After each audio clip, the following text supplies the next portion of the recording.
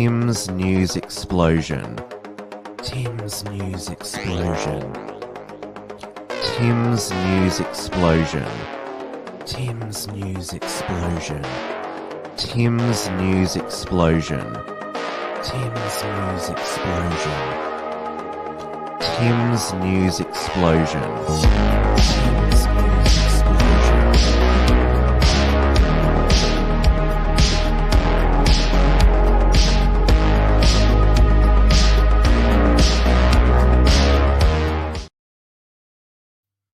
Hello, everyone, and welcome to another week of Tim's News Explosion. During these news blasts, I untwist the established news narrative of the week in a fast-paced 30-minute digest. Every Monday evening, we are live on the Wilms Front YouTube and DLive channels. Hello to everyone in the YouTube live chat, and to those of you who are still going on in the Wilms Front Telegram chat, you're supposed to be watching Tim's News Explosion now. So if you want to carry the conversation, please make your way over to the main show. Hello to the people on DLive as well, and you can interact more directly with myself but via the entropy link, which I put into the live chats, where you can ask a direct question of myself, or even better, send through a super chat to support the show and other Unshackled productions. It is Monday, the 2nd of August, 2021. Where did the year go? More like, well, did we get up to much this year? It is 8:30 p.m. here in Melbourne, Victoria, where things are overall pretty dull, though it is still better down here at present than the situation in Greater Sydney and now in Southeast Queensland. The Greater Sydney lockdown has entered week number 6 with its new or earliest possible end date on August 28. New cases there in New South Wales are still around 200 per day. The Southeast Queensland 3-day lockdown due to another hotel quarantine leak has now been extended to 8 days. The Australian Defence Force is on the ground now to help New South Wales Police enforce compliance in the southwestern Sydney hotspot areas. Now, the New South Wales government last week decreed that face masks in the 8 hotspot local government areas must wear face masks outside, even though they had admitted that there is no evidence of outside transmission, and upped the fine for not wearing a face mask from $200 to $500. All last week, the New South Wales government and New South Wales Police were telling Sydney-siders not to attend an illegal protest on the weekend, and vowed to prevent a repeat of the huge anti-lockdown protest in Sydney the week before. They fined and arrested many of the attendees, including Joel Jamal, who is a Sydney-based alternate media personality who's also been on this show. He was fined and also charged with incitement. As the scenes that were around the Sydney CBD this past Saturday to prevent another protest. This was the streets of Sydney.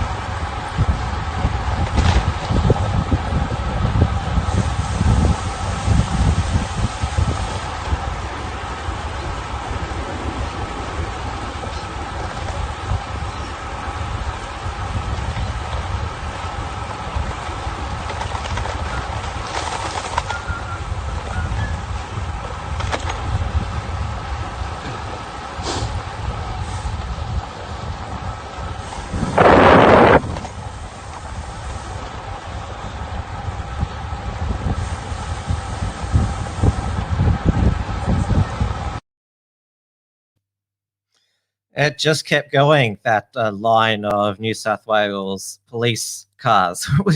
That looked like every single police vehicle of all types in the city of Sydney. So the thing was, there was actually no anti-lockdown protests planned for the Sydney CBD on that weekend. The New South Wales government, police and mainstream media were the only ones claiming there was going to be one. So this means the New South Wales police presence was complete overkill, or most likely just for show to flex their authority after their humiliation last week. But the New South Wales Labor opposition want the Berejiklian coalition government to go even harder against those opposed to the lockdown. This was reported by Paul Joseph Watson on Summit News. Australians who merely post anti-lockdown information online, basically posting that that there is going to be a rally, could face fines of up to $11,000 under a draconian piece of legislation. So the New South Wales Shadow Police Minister, Walt Secord, he wants a law that would punish people sharing information on social media about illegal rallies. Would that include mainstream media outlets and politicians talking about them, and inciting others to illegally attend, even more harshly, hitting them with $11,000 fines. So Walt Secord said the massive fines were needed to throw the book at these idiots who spread misinformation and lies along with the Delta variant. There's been a lot of international stories about the ADF being called in to southwestern Sydney. I know that international media personalities, I mentioned Paul Joseph Watson there, Katie Hopkins, beaming to the rest of the world what is happening there in Sydney on the ground at the moment. Now, we had, after National Cabinet last Friday, Scott Morrison announced more detail about the proposed four-phase or stage plan to prevent lockdowns like we've seen in Victoria, Sydney and Southeast Queensland, and open Australia back up to the world. The trigger points for each phase are solely based on vaccination rates, and vaccine passports look all but certain to be introduced, with Scott Morrison and the other premiers very receptive to them, and now also been doing the rounds today, the head of Venues New South Wales, Tony Shepherd, saying that from next year you'll need you should be required to show proof of vaccine to go to a sports game. Now, if you tuned in last week, you would know that I commented how the new king of Sydney radio, Kyle Sandilands, was since he is number one breakfast show in Sydney now, the New South Wales and federal government were quite pleased that he was using his reach to promote vaccination with his song "Get a Vaxxed Baby." And Scott Morrison was on Kyle and Jackie O again this morning, talking about the new four-phase plan and the vaccination. Kyle was saying how much he loves Scott Morrison. I didn't like you when the bushfires were happening, but now I think you're awesome. So as I said last week, Kyle is the new Alan Jones of Sydney. It's Kyle Town now. Though, of course, Kyle Sandilands himself has had a controversial radio career. There have been numerous people who've tried to get him taken off air, cancelled. Obviously, when he was at 2Day FM, he and his co-host Kyle and Jackie O got into trouble for strapping a young girl to a lie detector, where she confessed that she was raped when she was 12. And Kyle Sandilands also got into trouble for saying that if Magda Szubanski really wanted to lose weight, then she should be better off going to a concentration camp. So Kyle, he knows that being free to speak is an important value, given that people have tried to take away his ability to speak freely. And even though he is on board with the pro-vaccine message, he's still for hearing the other side of the argument, as well as he tried to do when he and Jackie O were interviewing Pauline Hanson last week. Though this is what happened. No, I don't believe so, because you make the choice that you can have the vaccination if you want to have the vaccination and you think that's the road you want to travel. Look, I'm not having the vaccine. I'm just... You're not having... Why? No, I'm not going to have it. I want to put that shit in. Why not? Have you been vaccinated for anything else in your life? Measles, mumps, all this? Oh, when I was a baby, I had no choice over the matter. But those vaccines have been tried and tested and proven. This one hasn't. It's only been newly invented. Well... No, I don't believe... Hang on, Pauline, hang on. I'm being told some of what you're saying's been... Hang on. I'm being told some of what you're saying's being beeped out. Can someone tell me what's being beeped out and why is it being beeped out? Just our centre is saying that some of what Pauline is saying is not government approved. Oh, hang on, but we're not a government show. No, but we we're have not to the be ABC. mindful of what we're telling listeners. But based on what? Based on someone else's beliefs? The public health system and what they're telling us. Oh, this is bullshit, this whole thing. Sorry, Pauline. I was unaware you were getting beeped out there by censors. But hey, that means, like, who's controlling what we think, what we say, what we do?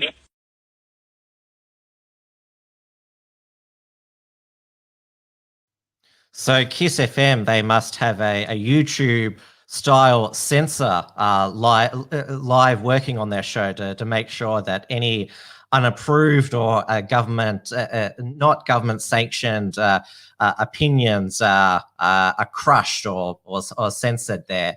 But of course, as we've seen, YouTube, their power to censor is becoming far more powerful than governments. I mean, I was talking about how Joel Jamal before had been charged with incitement. He's had, I think, 2 YouTube channels taken down already. So YouTube has already deplatformed so many people for expressing controversial, unpopular opinions. But of course, that the segments of the mainstream media only really become, well, outraged when it happens to them, which is what happened to Sky News Australia, which received a YouTube strike, which means that they're banned from uploading for 7 days. And if you get 3 strikes within 90 days, then your account is terminated.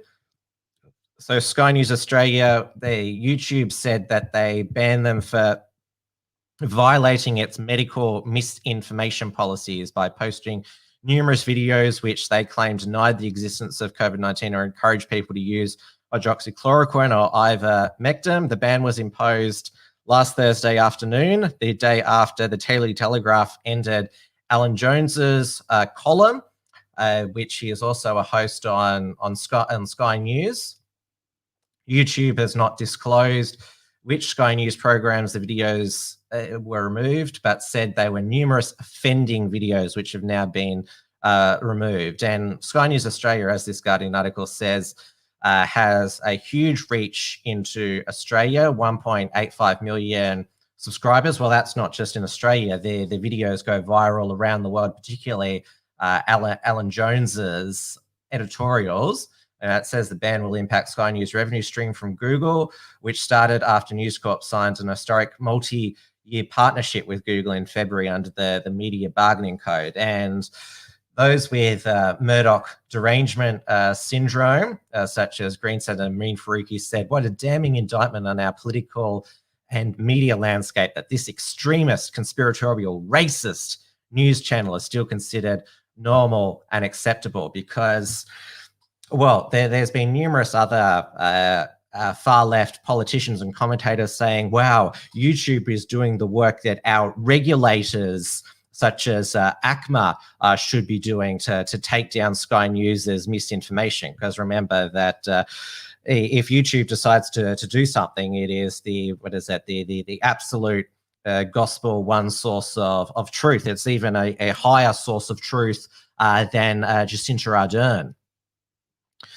So now Sky News, they've, of course, have been more than eager to cancel people themselves. I mean, they banned Blair Cottrell from their network after one appearance caused too much triggering online and with allegedly some sponsors. They fired Mark Latham from outsiders for calling a schoolboy gay because he was speaking as a woman talking about having sex with guys. They fired Ross Cameron from outsiders because when talking about how Chinese people liked going to Disneyland, he described them as slanty-eyed. They've recently cancelled Lauren Southern.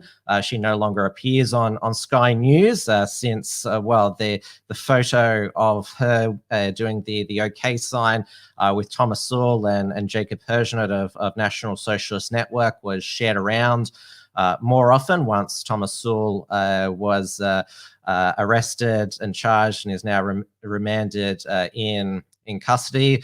So they've been more than willing to cancel people that they consider extreme. But when it happens to them, when they get all censored or semi-cancelled, Sky News' response is, "How dare you? This is Big Brother."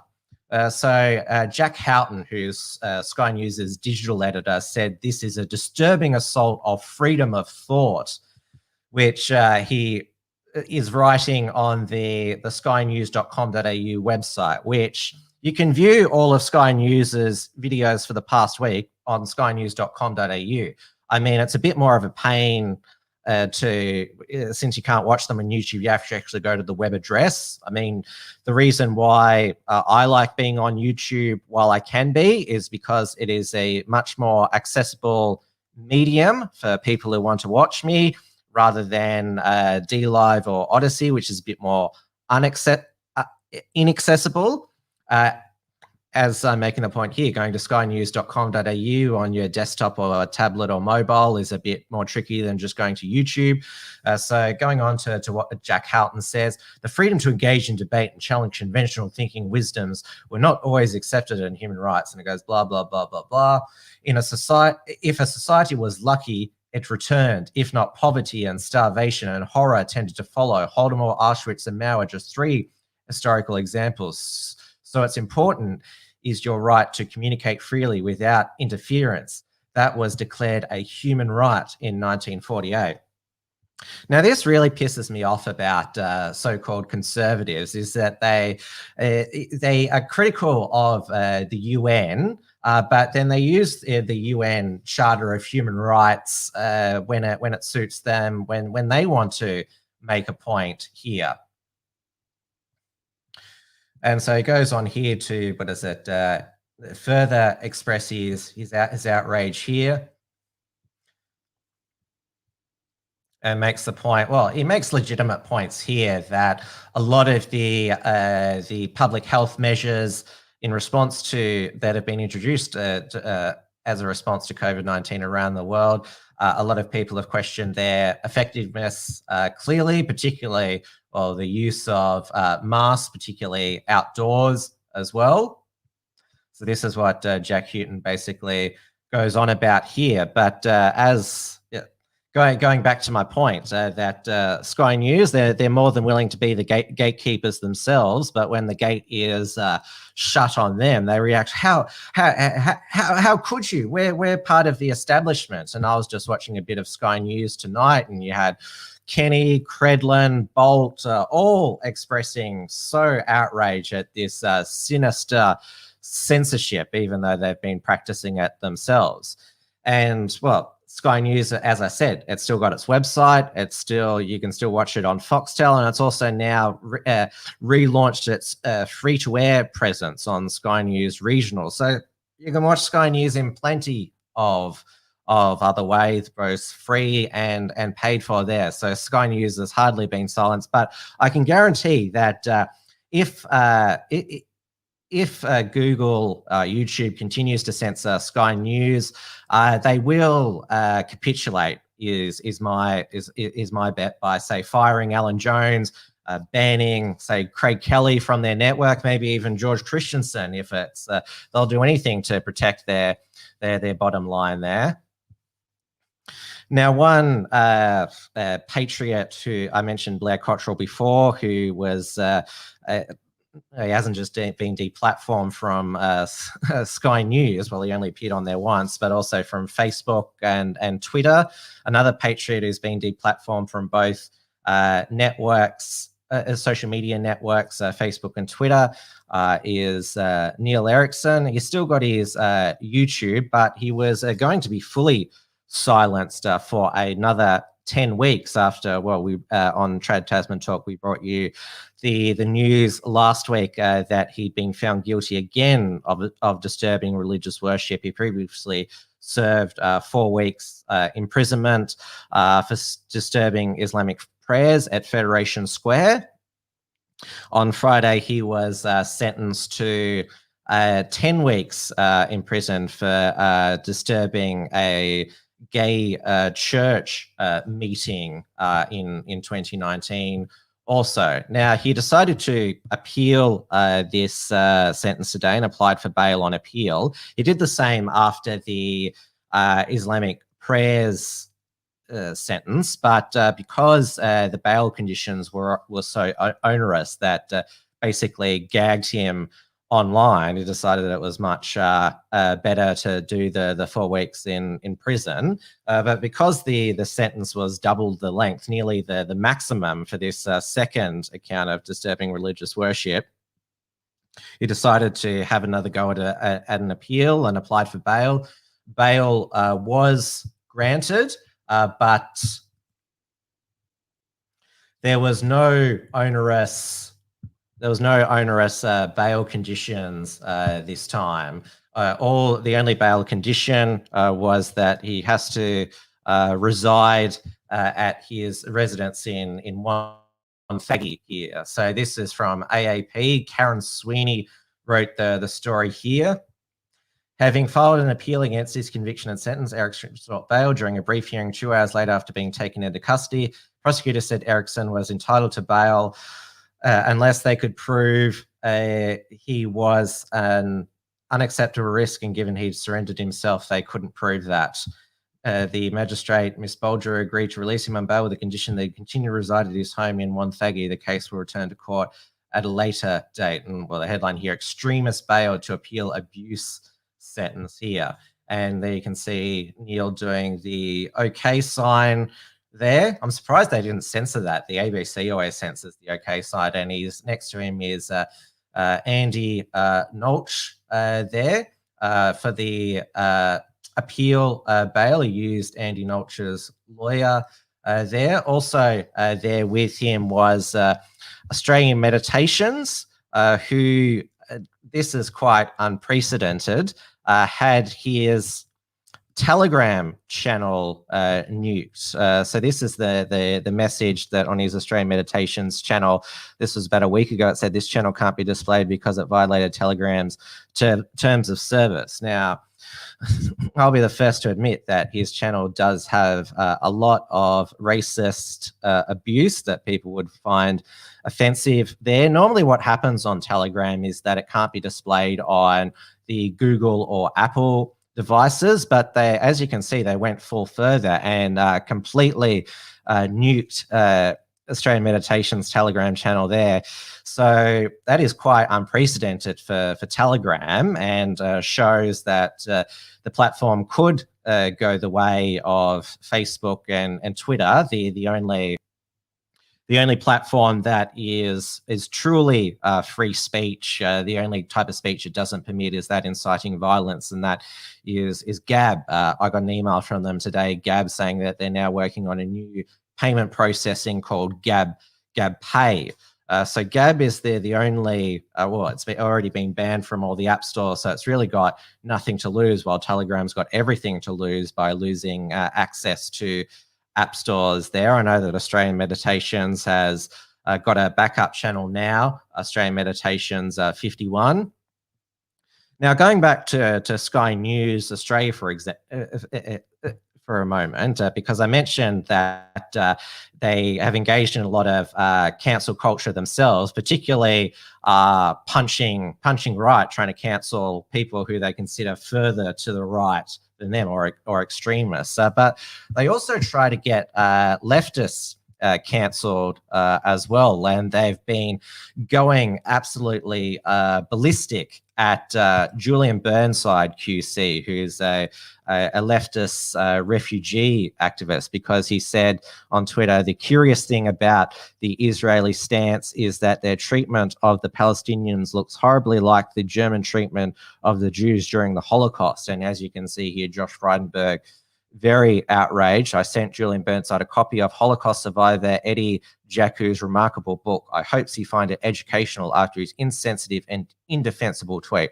We have a collective duty to ensure the atrocities of the Holocaust are not only understood but never repeated. And Mark Liebler said, the curious thing about Burnside's tweet is that it looks horribly like unadulterated anti-Semitism.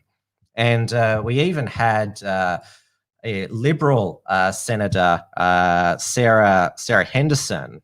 This is on Sky News. Yeah, it's messed up the thing here, but I hate it when it does. Websites do basically auto. Here we go. Here, I'll have to just refresh. I know that, what is that? New Zealand website, News Hub, does this. It's very annoying. Here.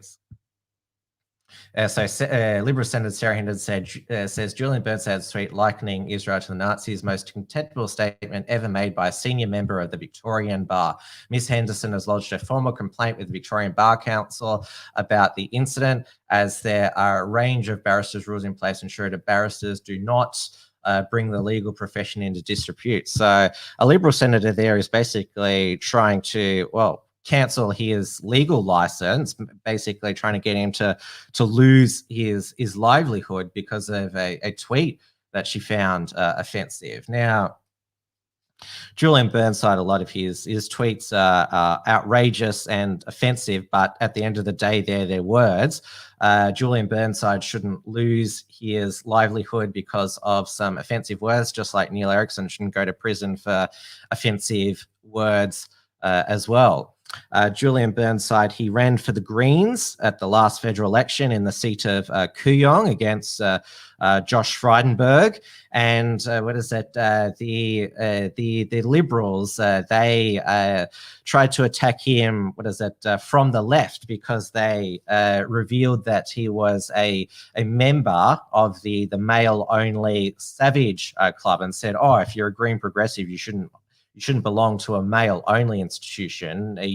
And Liberal Senator Jane Hume said, oh, you even got married there. And Julian Burnside, because it was damaging he thought it was going to damage his campaign, resigned from the Savage Club. He's also gotten into trouble in the past for another Nazi comparison when he posted a photo of Peter Dutton dressed as a Nazi officer there, and with this line here, close Menace and Nauru, your rights don't matter, you're dead to me. Her Peter Dutton, March 2018. And then this was way back when, I should say that Julian Burnside ended up apologizing for his tweet. I apologize to the Australian Jews and to Holocaust survivors and their families for my comparison of Israeli-Palestinian actions with the Holocaust. Since the Balfour Declaration, the Palestinian-Israel conflict has been about land. The Holocaust was about genocide. Another previous tweet he apologized for. I don't think I put it up here. Oh, never mind. I'm ravaging on. There's numerous tweets that I could put up about offensive things that Julian Burnside has said, which is his right. But yeah, I don't share Julian Burnside's politics at all. He is the immediate past president of Liberty Victoria, which, despite its name, isn't the best defender of civil liberties, given that Julian Burnside defended the Victorian police state and mass surveillance during Victoria's lockdown last year. So, as it says here, what is it? their profile is Julian Burnside's barrister, human rights advocate, known for his staunch opposition to mandatory detention of asylum seekers, which has provided legal counsel in a wide array of high-profile cases. They say he is an Australian living treasure and recipient of the Australian Peace Prize and an officer of the Order of Australia for 2009 for service as a human rights activist. So you get the idea here. He's only a human rights advocate for non-Australians, for people not in his country. So basically he fits in well with the Greens. They seem to not care about the human rights of Australians here, as they've shown with their support of lockdown laws. They only support the human rights of foreigners, particularly when these foreigners claim that they're victims of a white oppressor. Now, the final bit of council wars news. When it comes to Sky News Australia, they don't pale in comparison to Turning Point USA when it comes to cancelling people or punching right. I mean, when the Groyper War was on at the second half of 2019, they made sure that there were no Groypers able to answer questions to Charlie Kirk and his guests during the Culture Wars tour. And Turning Point just had its they call it its SAS conference, Student Action Summit here, and basically looks like some the colors here, but it makes it look like some gay Hawaiian tropical cruise or something. As you can see, they've got the usual people there: Charlie Kirk, Donald Jr., Mike Pompeo, Don Jr.'s girlfriend Kimberly Guilfoyle, Benny Johnson. Who else is there? Tommy Lahren. So basically the conservatives that are acceptable to Fox News. Now, Turning Point USA, they pretty much allow any sort of person who practices an alternate lifestyle into their conference, as long as they claim to be conservative. I think they've repeatedly allowed Lady Marga into their summits, but they did draw the line recently, and that was when they cancelled the VIP ticket of conservative porn star. Well, she claims that she's a conservative porn star, Brandy Love. They cancelled her 550 VIP ticket. She claimed at Brandy this was a worst case example of cancel culture. It's one of the most egregious examples of it. TPUSA literally opened the show talking about how we need to fight back against big tech censorship, cancel culture, and the deterioration of our First Amendment. If TPUSA is the future, then the future is run by Puritan, fanatical, devout Christians who are demanding compliance or else. No, that's not, if TPUSA is the future, that's definitely not who is going to be the conservatives of the future, perennial, fanatically devout Christians who demand compliance or else. Obviously Turning Point, they do have a line, and it's a conservative porn star, because it's basically an oxymoron that there is such a thing as a conservative porn star. She is right that the First Amendment does cover, the Supreme Court decided that pornographic films were covered under free speech under the First Amendment. So I guess you can't argue she's a defender of free speech, but definitely not conservative. And as this article says here from Nate Hochman, that the headline is self-explanatory. No, porn stars are not conservative, and said this TPA's USA's decision to remove a hardcore pornographer from the youth-oriented event SAS should be seen as uncontroversial. So 14-time AVN and XBiz nominee, whereas published work includes such as classics as Getting Wild Sex from Your Conservative Woman. It was blocked from the event in keeping with our standard operating procedures to not involve porn brand influencers or personalities that post or publish sexually explicit pornographic content, according to a statement TBS USA said to Newsweek. So her real name is Tracy Lynn Livermore, and this author here says she's not a victim of mob-directed cancel culture. She and apologists claim her removal from SAS was keeping with the TPA conference rules. Does not allow adult entertainment influencers or brands to participate in events designed for minors. This was not a decision intended to be unkind to anyone, but in the interest of the student attendees in attendance and their thousands of concerned parents. In other words, a reasonable application of reasonable policy. Surely conservatives, all people, should be expected to agree. Right, exactly. I completely agree with you there, Nate. So that's the cancel wars update for this week. Now, I am aware. I saw from one of my New Zealand fans, Savage Nobles and Merry Peasants, who said, well, he posted in the comments before the show that he was not watching tonight's episode because he is, well, I'm not sure if he's hoping or cheering for New Zealand Olympic gold because transgender Olympian Laurel Howard is in the women's weightlifting final tonight. And we shall see if she takes home the gold. We're told that her according to the Olympic Committee, her testosterone levels are low enough to be in the women's sport. So we will see if she's able to win. But hey, if an Aussie white guy can beat a two-time Black Olympic gold medalist in the 100-meter sprint heat, then it is possible that a natural-born woman can defeat a biological man with some estrogen in them in a weightlifting final. So we'll see how that goes. Thank you, everyone, so much for watching another episode of Tim's News Explosion. Colin Pentfold, who's a Kiwi, says New Zealand can't lose in women's weightlifting. I'm not sure if you're cheering on tonight, Colin, but Australians have started to get into the Olympics now. The opening ceremony is quite depressing with no crowd and masks on all the athletes. But now that Australia is actually winning lots of gold medals, 13 so far at last count, Australians love winners.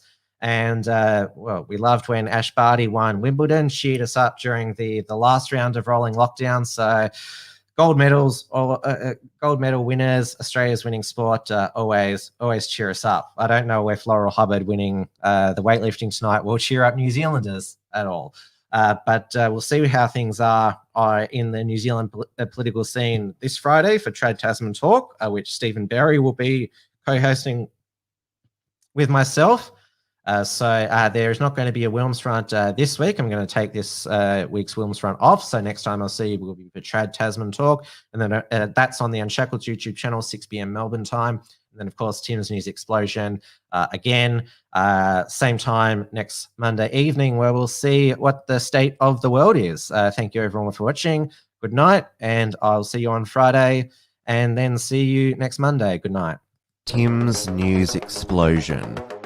Tim's News Explosion. Tim's News Explosion. Tim's News Explosion. Tim's News Explosion. Tim's News Explosion. Tim's News Explosion.